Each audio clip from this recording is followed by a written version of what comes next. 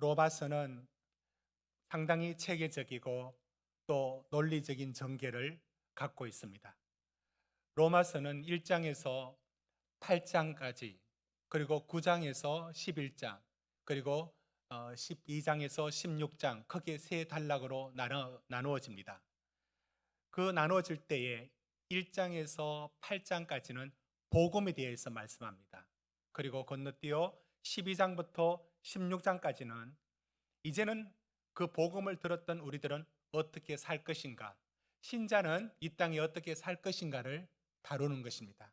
우리가 이 부분을 살피면서 그 가운데 있는 9장에서 11장의 얘기가 어떤 얘기인지의 큰 숲을 우리가 오늘 봅니다. 그리고는 여기서 우리가 중요한 질문 하나를 발견하게 될 것입니다. 오늘 그 말씀을 찾아가려고 합니다. 여러분, 1장에서 8장까지는 복음입니다. 여러분, 복음은 유앙겔리온 해서, 이 말은 전쟁에서 승리했을 때 가장 놀랍고 기쁜 소식을 전할 때 유앙겔리온이라는 말을 했습니다. 기쁜 소식. 또는 왕이 그 왕 자리에 올라서는 자리에 오르는 일, 그런 즉위식이라든지 이런 소식을 알릴 때, 새로운 왕이 태어났다, 이 좋은 소식을 전한다 할 때 그때 가져와서 사용했던 단어가 유앙겔리온. 이게 바로 이 단어를 그대로 가져와서 복음서에서는, 로마서에서는 이 얘기를 복음이라고 말합니다. 복음, 가장 기쁜 소식이라고 말합니다. 이 소식이 왜 가장 기쁜 소식일까? 여러분, 성경에 우리가 가장 기본적인 게 무엇이냐면, 성경이 전하고 있는 게 기쁜 소식이었어요. 이건 너무너무 기쁜 소식인데, 자, 그러면 이 복음을 이해했다는 것은 그 복음이 말하고 있는 이 기쁜 소식이 우리 삶을 압도할 만큼 그 삶의 기쁨으로 나오는 것, 이것이 이제 복음의 삶이 될 겁니다. 우리는 가장 기본적으로 복음이 얼마나 기쁜 소식인가를 놓쳐버리면 우리의 신앙은 종교가 될 수가 있습니다. 자, 그러면 이 복음은 어떻게 왔는가? 여러분, 로마서를 한번 살펴주시길 바랍니다. 1장으로 갑니다. 로마서 강의니까 말씀을 같이 한번 살펴보죠. 로마서 1장 2절로 갑시다. 자, 이게 바로 복음입니다. 하나님의 큰 기쁨의 소식, 복음. 근데 이 복음은 예수님이 창작하신 새로운 것이 아닙니다. 하나님이 이미 선지자들을 통하여 성경에 미리 그 전에 약속을 해 주신 것이 예수를 통하여 이제 성취가 되었다는 겁니다. 그러면 그게 무엇일까요? 그게 무엇인지 1장 17절로 갑니다. 그게 무엇이냐면 복음에 하나님의 의가 나타났다는 겁니다.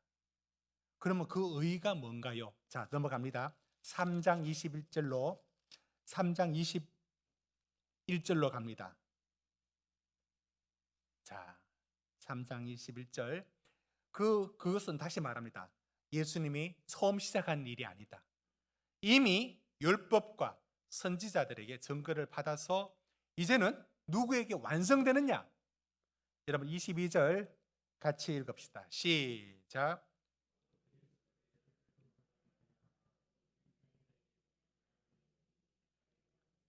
이제는 하나님이 우리를 의롭게 하는데 어떤 식으로 의롭게 하느냐? 너 착하구나, 너 양심껏 살았구나, 이 기준이 아니라 하나님의 구원을 성경은 자꾸 하나님의 의라고 자꾸 말합니다. 왜 그럴까요?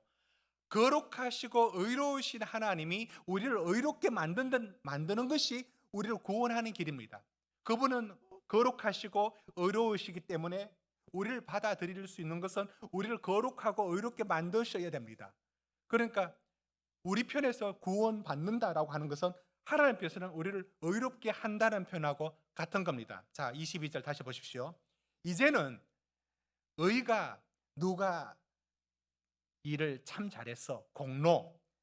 그 사람 정말 착하게 살아서 어떤 자랑, 업조, 종교적인 노력, 어떤 수행 이게 아니고 무엇으로? 전적인 하나님의 은혜로 하나님이 주시는 의로. 그게 어떤 거냐? 그 의가 어떤 거냐면 이제는 예수를 믿음으로 의롭게 되는 이 은혜를 주셨다. 이게 이제 복음이라고 말한 겁니다. 자, 이제 4장으로 갑니다. 짧게 살펴보겠습니다. 4장 2절. 그런데 이것이 복음에서 제일 중요한 요소가 무엇이냐면 4장 2절 보십시오. 우리가 어떤 자랑할 만한 행위, 그 사람 정말 구원받을 만한 자격이 있어 라는 어떤 행위라든지 자랑할 게 있느냐? 절대 없습니다. 없죠? 4장 2절 보십시오. 없죠? 그래서 이 표현을 뭐라고 말하느냐? 4절 보십시오. 그 삭이 은혜로 여겨져서 은혜로 주셨다. 은혜로 주셨다. 이 말을 6절에는 우리는 일한 게 아무것도 없는데 은혜로 주셨다. 이게 복음에서 가장 강조하는 게 뭐냐면 너희가 여기 보탠 게 아무것도 없다. 그래도 뭐 좀 보탠 거 있지 않습니까? 내가 종교성이 있었거나 뭐 좀 선했거나 양심이 있었거나 모두 죄인이다. 딱 가둬버리고 너 여기서 구원해서 너 보탠 거 있느냐? 뭐라도 좀 있겠죠. 아니, 전적인 은혜다. 이렇게 말을 하는 게 복음이에요. 5장 갑니다. 그러니까 우리에게 자격이 없음을 말할 때 6절 한번 보십시오. 우리가 연약할 때 6절 보십시오. 8절 보십시오. 언제? 죄인 되었을 때. 10절 보십시오. 언제? 원수 되었을 때. 그러니까 우리에게는 어떤 자격도 공로도 없을 때에 복음이 주어졌다. 그렇죠? 이걸 말씀을 한 겁니다. 자, 그런데 이제 이게 8장까지 복음에 대한 설명입니다. 복음의 설명에서 여러분 놓치지 마십시오. 핵심이 뭐냐면 이제 너희가 한 게 아니다. 네 자랑할 게 있는 게 없다. 왜 자꾸 성경이 이걸 그렇게 누가 뭘 그렇게 자랑을 했다고? 그런데 성경이 얼마나 정확하고 인간을 얼마나 정확하게 보는지요. 이렇게 말합니다. 너희 보탠 게 아무것도 없다. 전적인 은혜다. 여러분 그러면 6장에서 바로 질문이 나옵니다. 전적으로 은혜로 구원받으면 우리는 죄 지어도 되겠네요. 그래도 구원받을 사람 받겠네요. 당연히 나올 질문이죠. 그런데도 성경은 조금도 굽히지 않고 전적인 은혜다. 이렇게 말을 해왔습니다. 자, 이렇게 해왔는데 이게 이제 12장부터는 그러므로 이 복음을 받은 사람은 여러분 12장 1절로 안 가보십시오. 12장 1절. 자, 보십시오. 이제 뭐라고 말하냐면 자, 이 복음을 받은 사람은 이제 어떻게 살아라고 말합니까? 이제는 하나님이 기뻐하는 거룩한 삶을 살아라. 이게 너희가 사는 영적인 하나의 예배이다. 2절에 이 세상 돈 받지 말고 하나님이 뭘 기뻐하실까? 그거 맞춰서 사는 삶을 살아라. 이게 이제 적용의 12장부터입니다. 그런데 우리가 중간에 있는 9장, 10장, 11장 이 세 장은 뭘 다루느냐? 이건 실천과 적용의 문제가 아니에요. 신앙에 있어서 이게 또 한 번 더 지적하는 부분이 뭐냐면 이거 무너지면 와르르 무너지는 것. 바로 그 중요한 문제를 다루는데 중요한 문제를 직접 다루는 게 아니라 뭘 갖고 다루느냐면 이스라엘의 구원의 문제를 갖고 다룹니다. 자, 이 부분을 한번 살펴봅니다. 이제 9장으로 오십시오. 9장 3절입니다. 자, 무엇에 대해서 얘기하고 있느냐? 9장 3절 나의 형제 고력의 친척을 위하여 내 자신이 저주를 받아 그리스도에게서 끊어질지라도 원하는 바라. 무슨 얘기하느냐면 이스라엘의 구원에 대하여 지금 얘기하는 겁니다. 여러분 10장 1절도 한번 보십시오.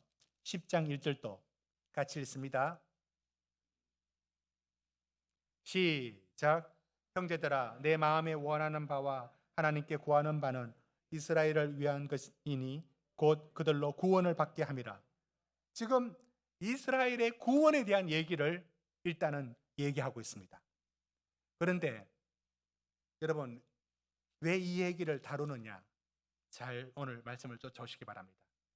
여러분, 이스라엘이 성경에 이걸 어떻게 보십니까? 하나님이 구원을 위해서 가장 먼저 선택한 민족은 오늘 표현대로 말로 하면 이스라엘 사람, 또 같은 말로 유대인들, 그들입니다. 가장 먼저 하나님의 구원을 위해서 선택했던 사람, 그들, 여러분 9장 4절 한번 보십시오. 그들은 양자, 영광, 언약, 율법을 주셨고 예배도, 다른 사람 못 받은 예배도, 약속도, 조상도 그들의 것이고, 여러분 성경에 나와 있는 믿음의 사람들의 모든 이야기들이 우리 한민족 누구 나오는 사람 있습니까? 뭐 이만희가 나옵니까? 없죠. 여기 조상은 다 유대인 민족을 말합니다. 다 그들이 조상입니다. 자, 이러한 특별한 하나님의 선택과 부르심을 받았던 유대인들이 복음은 제일 싫어합니다. 이건 어떻게 하죠? 하나님의 구원이 어떻게 이루어지려고 이렇게 진행되는 것인가? 9장이 그걸 질문합니다. 왜? 유대인들은 복음을 싫어하게 되어 있습니다. 자, 왜 그런 거 보십시오. 자, 우리가 지금 유대인입니다. 우리는 모세로부터, 우리 조상으로부터요 받은 하나님의 율법이 있어요. 철저하게 지켜야 된다 생각했습니다. 그거는 시대를 지나면서, 특히 바벨론 포로를 지나면서 더 철저하게 우리는 율법을 지켜야 돼, 우리는 토라를 지켜야 돼. 여러분, 그 틀린 게 아니잖아요. 맞는 말이었잖아요. 그런데 뭐가 문제냐면 그 율법을 지켜야 돼, 이것으로 구원을 얻을 수 있어, 다른 민족이 아니라 우리에게 주신 율법이야. 그런데 복음이 뭐냐면 그 율법으로 구원 못 얻는다, 이렇게 하는 게 복음이에요. 그럼 뭐로? 로마서 3장에서 읽었습니다. 하나님이 우리를 의롭게 하는 것은 예수 그리스도를 이루어놓으신 하나님의 구원을 그대로 믿음으로, 이신칭의 믿음으로 의롭게 된다. 다른 사람은 몰라도 유대인들은 이게 제일 싫은 겁니다. 왜? 우리의 모든 근본을 흔드는 일이고 우리의 신앙을 쌓아가는 모든 근거를 허물어 버리는, 이렇게 내가 우리 조상들과 함께 이루어 놓았던 이 자부심과 자랑거리인 이 율법을 이루어가는 일들을, 모세의 율법을 허물어 버리고 예수를 믿으면 구원 얻는다. 정말 기가 차지도 않는 거예요. 뭐 이따위가 다 있어 세상에. 그래서 이 복음은 유대인들은 너무 거슬리는 겁니다. 이게 너무 기분이 나쁜 일입니다.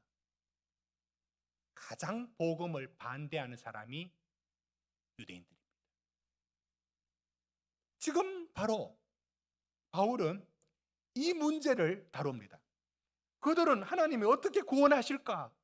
11장에 가서 결국은 이방인들이 돌아오고 시기나게 만들어서 결국은 이스라엘도 돌아올 것이다 라고 말합니다. 그러나 그 결론이고 그 전에 무슨 말씀을 해주느냐면 여러 가지 이제 얘기를 하면서 주제들이 막 분산됩니다. 근데 제가 그 나오는 주제들을 그냥 생략을 해버리고 오늘 말씀과 관련되는 것만 얘기하겠습니다. 자, 이렇게 나가는 겁니다. 자, 그러면 첫째 논리가 이런 얘기입니다. 로마서가 이렇게 말합니다. 여러분 7절 같이 읽어봅니다. 9장 7절입니다. 시작. 아브라함의 씨가 다 그 자녀가 아니라 이삭으로부터 난 자라야 내 씨라 불리리라 하셨으니, 첫째 논리는 이런 겁니다. 그래, 유대인이라고 이스라엘이라고 그 나라, 그 민족 공동체가 구원받은 건 아니야. 어디서 근거를 갖고? 아브라함에게도 이스마엘이라는 인간이 만든 계획 속에 나온 이스마엘이라는 자녀가 그 뒤에 나옵니다. 그거는 하나님의 자녀가 아니라 했지 않느냐?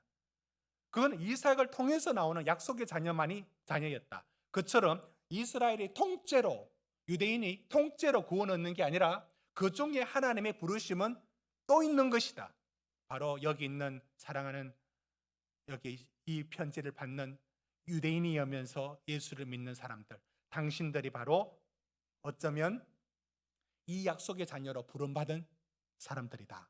이렇게 하여 이렇게 가지를 쳐나갑니다. 그 다음에 들고 나오는 사람이 누구냐? 이것만 보십시오. 13절에 누가 들고 나왔느냐? 야곱하고 에서 들고 나옵니다. 왜 들고 나왔을까요? 하나님이 야곱 사랑하면 사랑하고 에서 선택 안 했어요. 그걸 하나님이 주권이라고 말하죠. 구원에 대해서 하나님이 절대 주권을 강조합니다. 14절, 에이, 그게 말이 됩니까? 제가 했던 말을 여러분 14절을 그렇게 보면 그렇게 느껴지죠. 성서적으로 고상하게 우리가 무슨 말 하리요? 하나님께 불의가 있느냐? 이 말이 앞에 하나님의 절대 주권을 얘기하니까 그게 말이 돼? 그러면 하나님 구원할 사람 마음대로 구원하시고 어떤 사람 아무리 착해도 결국 멸망받을 사람은 멸망받겠네? 안 되겠네? 이건 하나님 불공평하시지 않은가? 그 문제를 또 들고 나왔습니다. 그러니까 14절, 15절부터 말합니다. 하나님이 긍휼히 여길 자 긍휼히 여긴다. 그러면서 누구 들고 나오느냐?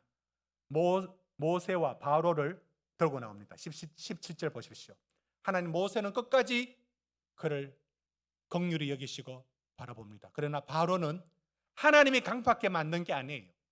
자기가 강팍하게 하는 것을 하나님은 내버려 두었어요. 그걸 하나님의 책임이라고 돌리면 안 되는 겁니다. 여기서 하나님이 모세는 선택하시고 바로는 악역으로 사용되도록 만드셨다는 것보다는 자기가 그 길을 걸어간 거예요. 그거를 하나님 책임으로 돌리면 안 돼요. 그러니까 19절에 그게 또 말이 됩니까? 그때 들고 나오는 게 또 있습니다. 21절만 같이 읽읍시다. 시작.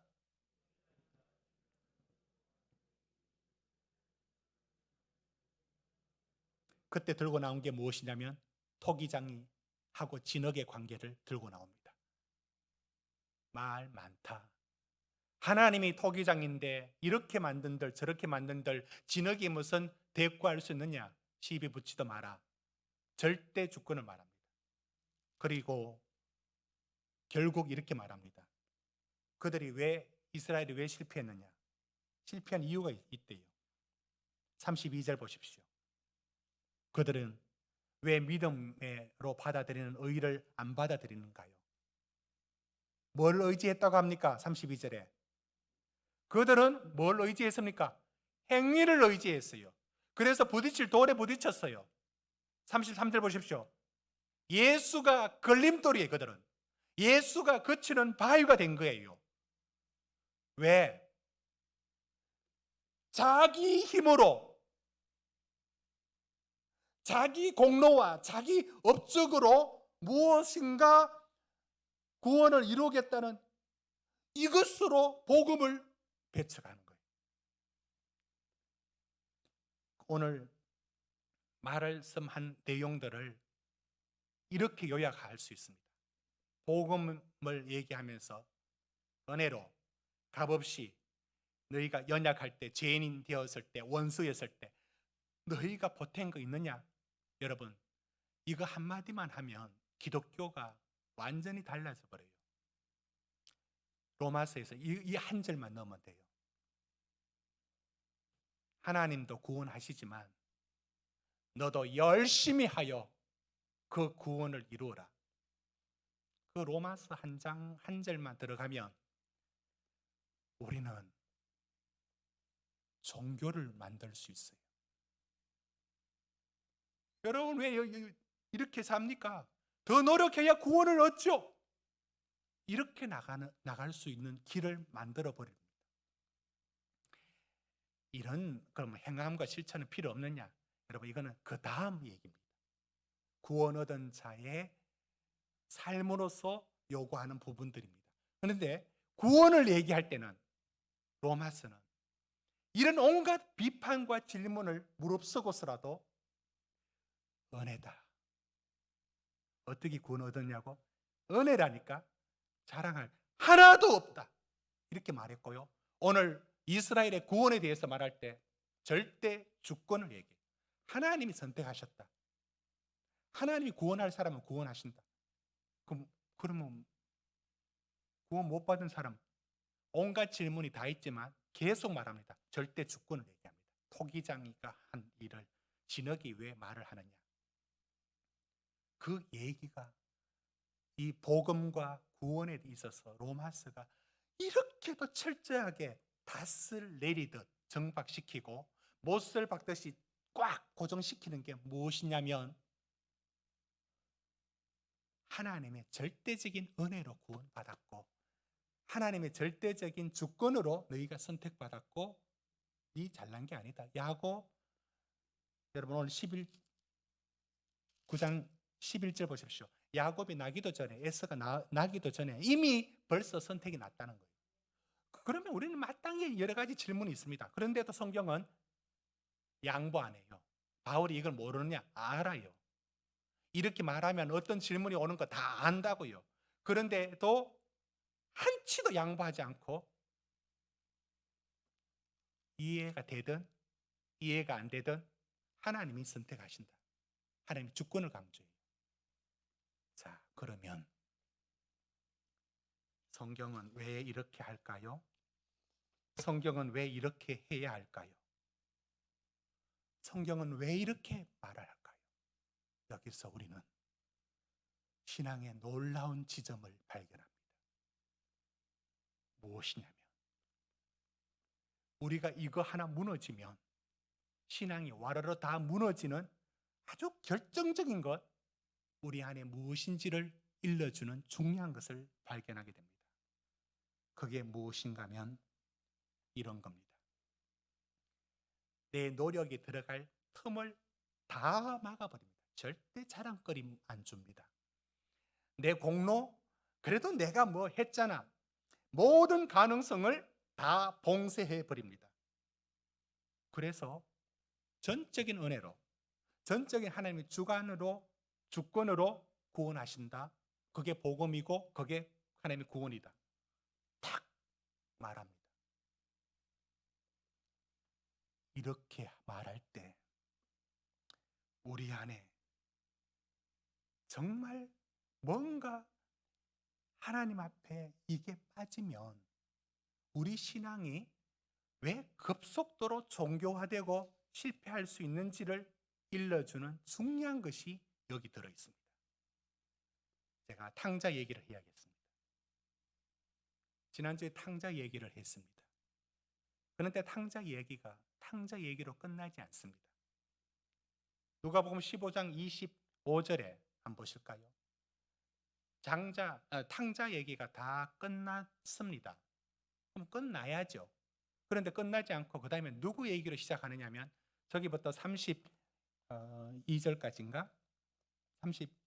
34절까지 뭐라고 나가느냐면은 맏아들 얘기가 나옵니다.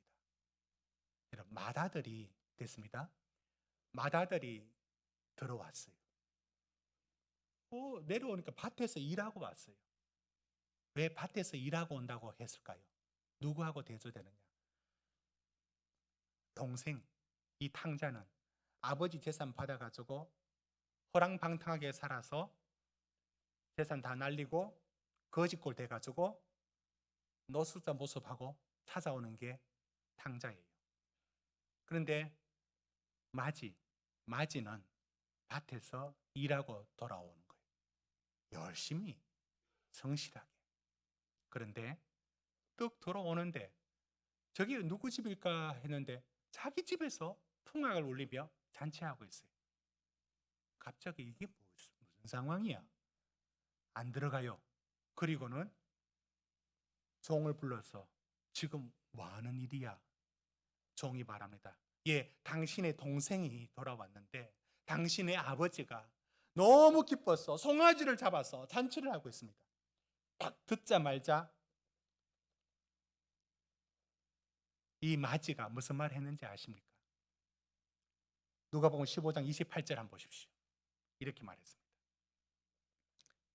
그가 노하여 들어가고자 하지 아니하거늘. 여러분, 그가 왜 화를 내는지 아십니까? 이건 뭐야?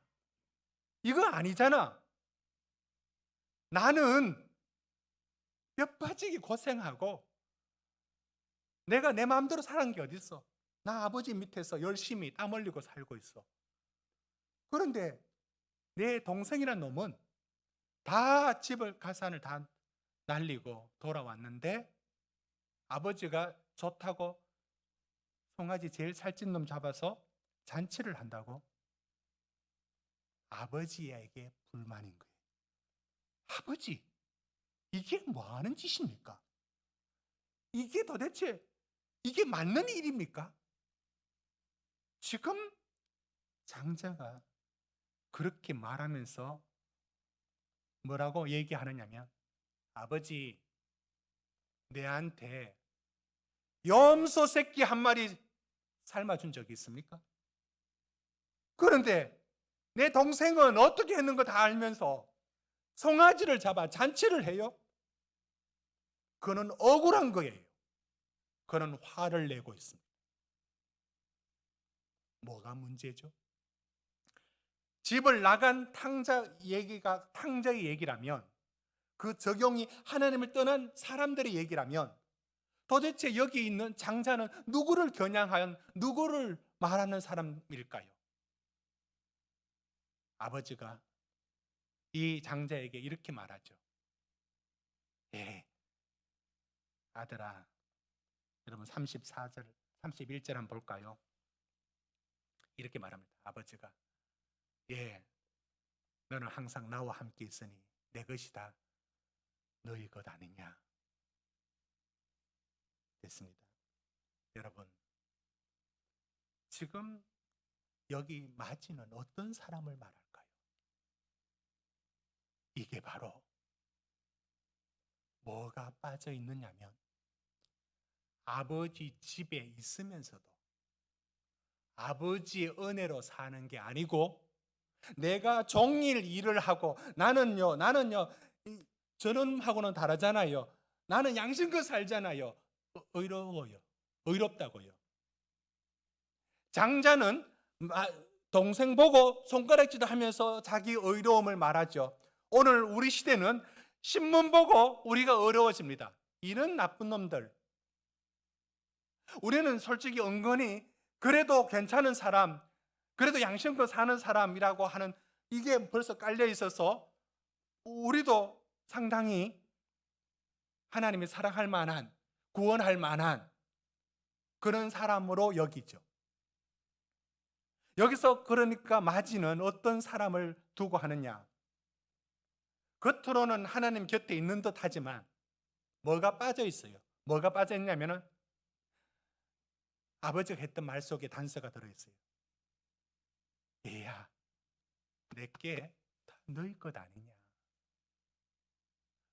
그런데 왜 마지는 그걸 자기 것이 아니라 전혀 자기는 억지로 내가 고생하며 내가 일하는 사람으로, 나도 솔직히 한번 저 여행 가듯이 한번 나도 떠나고 싶은데 내가 아버지한테 잡혀서 한다고 손해보고 억울하고 이 아버지한테 눌려서 한다고 생각을 하고 있어요. 여러분, 이게 바로 로마서가 끊임없이 강조하는 게 무엇이냐면, 은혜로 구원에 있어서도 수많은 질문을 만들어내면서까지도 절대 주권은 하나님이 구원하신다. 네가 잘나고 못나고가 아니다. 왜 이렇게 하는지 아십니까? 전적인 은혜로 구원을 얻었고 구원의 삶을 살고 있다는 사실을 성경은 가장 강조시킵니다. 그런데 이것이 잊혀진 사람에게 기독교는 또 하나의 종교가 됩니다. 은혜가 빠지고 그러면 이렇게 되는 겁니다. 하나님 나한테는 왜 그런 큰 축복을 안 줍니까? 늘 하나님 앞에 우리는 부족함과 하나님이 정말 한번 하나님 전능하심으로 대박을 터뜨리게 뭘 주시면 될 건 아니에요. 내게 염소 새끼라도 고기 해준 적이 있습니까? 내 친구들 불러서 한번 그렇게 놀도록 해주신 적 있습니까? 라고 하는 그 마지가 말하는 그 속에 뭐가 빠져 있느냐면 도대체 뭐가 너가 누리는 은혜이고 복인지 아느냐고. 뭐 죽다 살아나야 그게 기적이고 그거 한 3일간 감사하고 그 간증하는 게 그게 자랑거리냐고. 뭐가 은혜냐고. 네가 네 아버지 집에 그 안에 날마다 수고하고 일하며 살아가는 이 모든 것이 그게 아버지 아들 된 너가 누리는 복이고 삶인 것을 아느냐. 왜 그건 까맣게 잊어버리고 뭐 해주면은 아버지한테 고맙다고 할 건데 어떤 복을 주면 이게 우리 태도 아닌가요? 하나님 뭘 어떻게 해주면 얼마나 해주면 그게 우리 복으로 받아들입니다.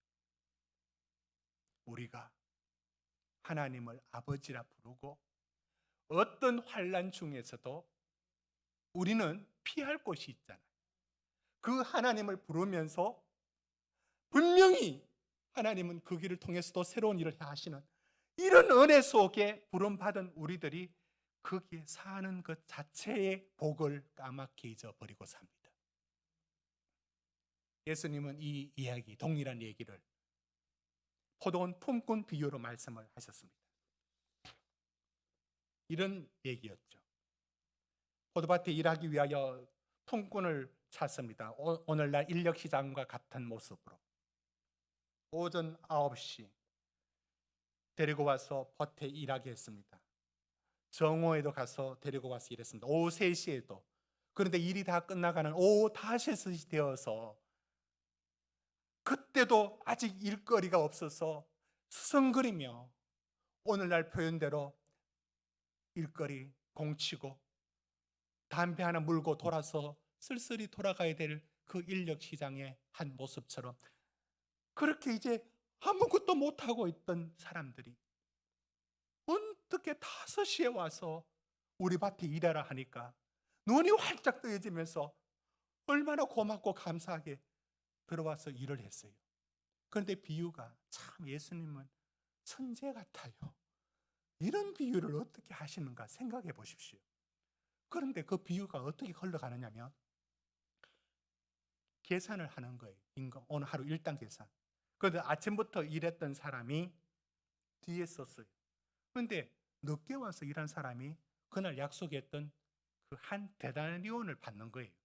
받으면서 저 사람 오늘 늦게 왔는데? 저 사람 점심때 왔는데? 지금 나는 그럼 아침에 왔으니까 훨씬 많이 받겠네. 이런 마음으로 기다리고 있는데 한 데나리온만 주거든요. 그때 그 먼저 왔던 사람이 그 계산할 때 그 주인한테 무슨 말 했느냐? 마태복음 20장 12절 한번 볼까요? 이런 말을 했습니다. 우리 같이 읽어봅시다. 시작. 나중은 이 사람들은 1시간밖에 일하지 아니하였거늘 그들을 종일 수고하며 더위를 견딘 우리와 같게 하였나이다. 여러분 여기에 이게 이제 번역되어서 그렇지 실제 한다면 뭐라고 어디에 강조를 두겠습니까? 저들은 1시간밖에 일하지 않았고 우리는 종일 일했는데 여러분 이 먼저 왔던 사람이 주인한테 이 말에 뭐가 틀린 게 들어있죠? 숨은 그림 찾기에 뭐가 틀렸죠? 뭐가 문제죠? 엄청나게 착각하고 있어요. 원래 한 데나리온을 약속했습니다. 그런데 그보다 더 중요한 사실은 불러주지 않았다면 아무것도 할 일 없는 그 공허한 하루를 보내야 되는 그 사람을 불러서 그 밭에 일을 하게 해주신 것은 은혜잖아요. 근데 이것은 하나도 보이지 않습니다. 이 은혜가 하나도 보이지 않습니다. 왜? 내가 더 수고했고요. 내가 더 땀을 흘렸다. 내가 더 손해봤네? 주인님, 이건 말이 안 되죠. 이렇게 공평하지 않는 법이 어디 있습니까? 지금 그가 잊고 있는 게 무엇이냐면 예수님의 비유에서 어떤 부분을 이 사람의 말로 누구를 향하여 이 말씀을 하고 있는가? 하나님의 은혜 안에 살고 있으면서도 자기 잘난 줄 알고 자기 고생해서 그런 줄 알고 자기 노력으로 뭘 했는 것처럼 뭐가 빠졌습니까? 하나님의 은혜가 빠지고 내가 종일 수고했다는 자기가 했던 것만 남아 있습니다. 이것이 우리의 신앙을 무너지게 합니다. 사랑하는 성도 여러분, 왜 성경은 복음에 대해서 말할 때 조금 이렇게 여지를 열어주면 좋겠는데 그것이 구원에 대한 반응으로서의 율법의 제3의 용례로서는 우리에게 분명히 실천과 순종을 요구합니다. 반드시. 그런데 그 얘기는 그 다음 얘기고 구원에 대해서 복음에 대해서 말할 때는 거기에 1%라도 인간의 자랑과 공로와 내가 뭐 했습니다라는 거리를 허락하지 않습니다. 이게 로마서입니다. 그게 너무나 빈틈도 안 주니까 숨 쉴 수 없을 만큼 다 털어막아서 인간의 공로와 자랑이 들어갈 걸 다 막아버렸습니다. 왜 그랬을까요? 왜 그렇게 복음일까요? 왜 그것이 하나님의 구원일까요? 여러분, 오늘 우리의 가진 신앙이 저는 두 가지 목소리가 들리는 듯합니다. 장자가 나는 종일 수고하는데 염소 새끼 한 마리 삶아주지 않으면서 제 동생은 저런 놈한테 송아지를 잡아 잔치합니까? 라고 말할 때 아버지가 내 것이다, 너의 것이다 라고 말할 때 그가 아버지의 아들로 누리는 그 많은 삶을 왜 의무와 하기 싫은 것에 붙들려 있고 내 마음대로 살지 못하는 거 억지로 눌려 있듯이 여기고 사는 장자의 목소리, 늘 불만이고 원망입니다. 뭘 잊고 있느냐? 은혜를 잊고 있습니다.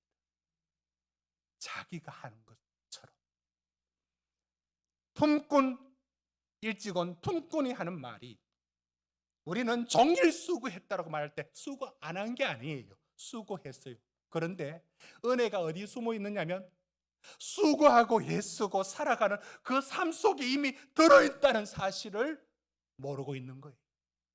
여러분, 하나님의 은혜는 우리 속에 스며들어와 우리 몸 안에 이렇게 다 스며들어가 있는 듯합니다.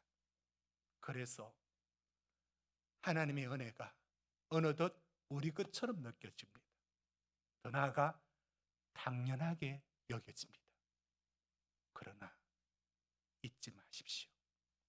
하나님이 우리를 세우신 것은 우리가 서야 될 자리는 하나님, 제가 무엇인데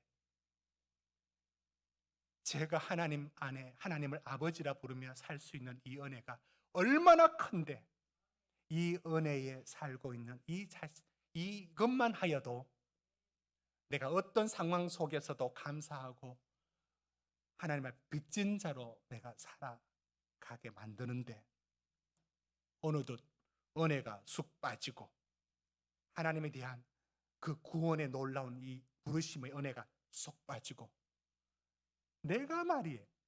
내가 수고 다 하고, 근데 염소 새끼 한 마리 안 주고, 저들은 조금 고생했는데 나는 많이 고생했는데, 이게 바로 신앙이 무너지는 자리입니다.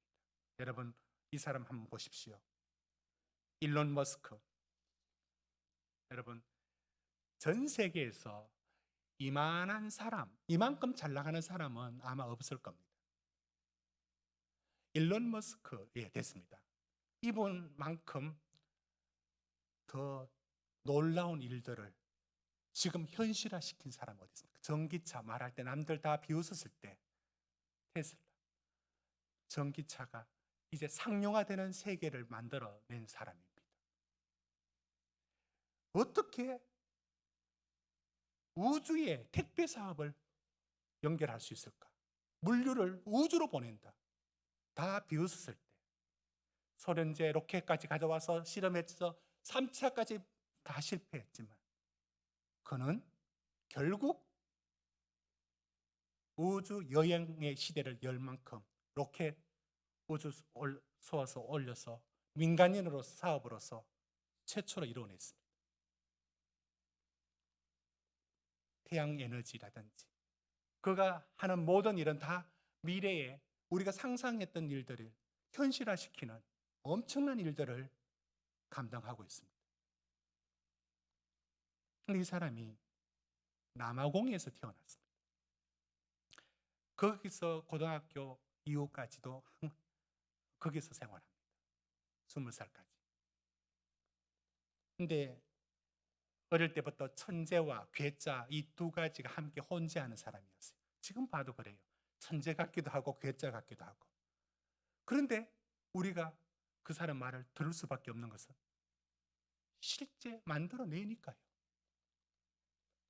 그런데 그분은 많은 공상과학도 좋아했고, 그런 어릴 때부터 컴퓨터에 관심도 많았고. 그런데 한번 상상해 보십시오. 그가 남아공에 계속 있었다면 일론 머스크가 오늘날 저 일을 이루어낼 수 있었다고 보십니까? 불가능합니다. 그는 미국이라는 인프라 속에 그의 꿈이 자랄 수가 있었어요. 그 인프라가 있었어요. 거기 대학과 거기에 수많은 산업적인 기반들, 거기에 도전할 수 있었고, 그 기반 위에 그의 꿈이 현실화된 겁니다. 제가 일론 머스크를 얘기하는 이유는 이것입니다. 와, 천재다. 와, 대단하다. 여러분, 그 대단하다라고 하여도 그 꿈과 그 사람이 이루어지는 부분들은 보이지 않는 인프라, 그 미국 땅이라고 하는 그 어마어마한 자원 위에서 실현 가능했습니다.